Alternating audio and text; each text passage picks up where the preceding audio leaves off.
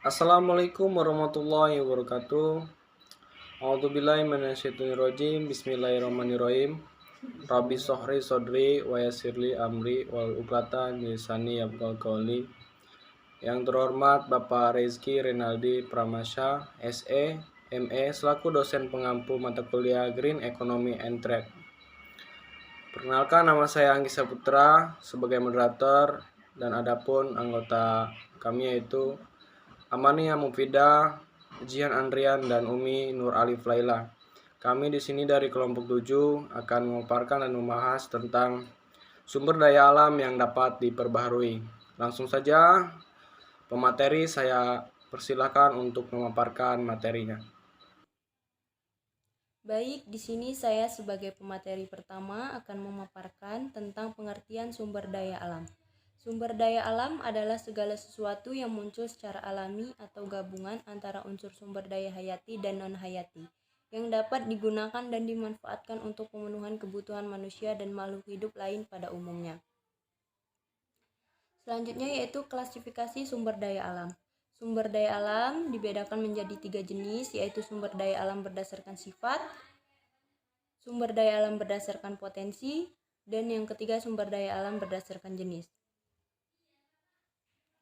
Sumber daya alam berdasarkan sifat terdiri dari 2 jenis, yaitu sumber daya alam yang dapat diperbarui dan sumber daya alam yang tidak dapat diperbarui. Sumber daya alam berdasarkan potensi terdiri dari 3 jenis. Yang pertama yaitu sumber daya alam materi. Sumber daya alam materi merupakan benda mati dan dapat diperoleh secara langsung dari alam maupun melalui proses penambangan dan pengelolaan yang bermanfaat bagi kelangsungan hidup manusia. Yang kedua, sumber daya alam energi. Sumber daya alam energi adalah sumber daya alam yang dapat dimanfaatkan baik sebagai sumber energi maupun sebagai energi. Yang ketiga, sumber daya ruang adalah yang berupa ruang, tempat, atau wilayah yang bisa dimanfaatkan oleh manusia untuk kelangsungan hidup. Yang terakhir yaitu sumber daya alam berdasarkan jenis. Sumber daya alam berdasarkan jenis dibedakan menjadi 2, yaitu sumber daya alam hayati atau biotik. Yang kedua, sumber daya alam non-hayati atau abiotik. Sumber daya alam hayati adalah unsur-unsur hayati di alam yang terdiri dari sumber daya alam nabati atau tumbuhan dan sumber daya alam hewani atau satwa yang bersama dengan unsur non-hayati di sekitarnya secara keseluruhan membentuk ekosistem.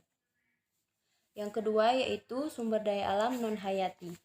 Sumber daya alam non-hayati adalah sumber daya alam yang dapat diusahakan kembali keberadaannya dan dapat dimanfaatkan secara terus-menerus. Apa itu sumber daya alam yang dapat diperbarui? Sumber daya alam yang dapat diperbarui adalah sumber daya alam yang keberadaan selalu tersedia di alam, dapat dihasilkan kembali atau dapat didaur ulang, dan penggunaannya tidak dieksploitasi secara berlebihan. Oke, yang selanjutnya yaitu apa saja contoh-contoh dari sumber daya alam yang dapat diperbarui. Contoh-contoh dari sumber daya alam yang dapat diperbarui atau renewable terdiri dari hewan, tumbuhan, air, tanah, dan mikroba. Nah, kira-kira kenapa mereka dapat dikategorikan sebagai sumber daya alam yang dapat diperbarui atau renewable? Karena mereka itu dapat melakukan reproduksi atau memiliki daya regenerasi. Nah, selanjutnya bagaimana sih cara pengelolaan sumber daya alam yang dapat diperbarui itu? Nah, jadi dalam pengelolaan sumber daya alam yang dapat diperbarui, pemerintah telah mengeluarkan Undang-Undang Nomor 22 Tahun 1999 sebagai landasan hukum dari kegiatan pengelolaan sumber daya alam yang ada di daerah setempat. Nah, selain itu juga ada beberapa cara pengelolaan dan pemanfaatan dari sumber daya alam yang dapat diperbarui, seperti yang pertama yaitu ada pemanfaatan dan pengelolaan hutan yang menggunakan prinsip ekofisiensi yang dimulai dari pembibitan, tebang pilih, sampai dengan reboisasi atau menanami kembali.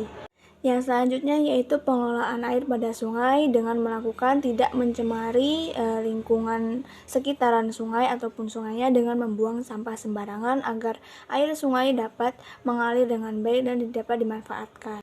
Kemudian, dalam pengelolaan tanah dimulai dari tidak membuang sampah sembarangan dan tidak menimbun limbah ke dalam tanah sehingga tanah tetap sehat dan dapat dimanfaatkan sebagai sarana lahan untuk pertanian dan perkebunan. Selanjutnya yaitu ada pemanfaatan matahari dan angin, di mana keduanya ini dimanfaatkan sebagai energi alternatif, yaitu energi listrik. Jadi, itu tadi adalah cara pengelolaan dan pemanfaatan dari sumber daya alam yang dapat diperbarui. Semoga kita semua dapat ikut menjaga dan melestarikan sumber daya alam supaya anak cucu kita dapat ikut merasakannya. Sekian yang dapat kami sampaikan dan paparkan. Saya ucapkan terima kasih kepada semuanya yang sudah berpartisipasi. Dapat ditarik kesimpulan bahwa sumber daya alam yang dapat diperbaharui adalah sumber daya alam yang tersedia secara alamiah oleh alam yang dapat beregenerasi dengan sendirinya.